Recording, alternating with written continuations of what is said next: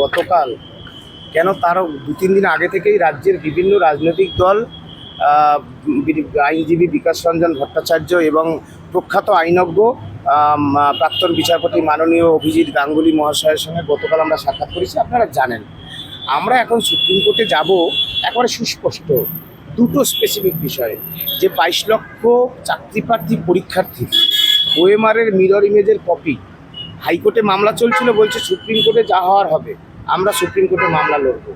কেন প্রকাশ হবে না? তাহলে জানা যাবে কারা দুর্নীতির সুবিধা পেয়ে শিক্ষকতার মতো শিক্ষাকর্মীর মতো চাকরিটা নিয়েছে, কারা নেয়নি। আমরা যাচ্ছি আজকে সুপ্রিম কোর্টে দিল্লির উদ্দেশ্যে এই কারণে যে সুপ্রিম কোর্ট নির্দেশ দিয়েছে যারা ইতিমধ্যেই অযোগ্য বলে র্যাঙ্ক জাম বা এক্সেট্রা অযোগ্য বলে চিহ্নিত হয়েছে তাদেরকে রাজ্য সরকার এখনো টার্মিনেট করেনি। সুতরাং এটা আইনকে ভায়োলেশন করা। বাংলা হান্টের আরো খবর দেখতে নজর রাখুন। বাংলা খবর মানেই বাংলা হান্ট।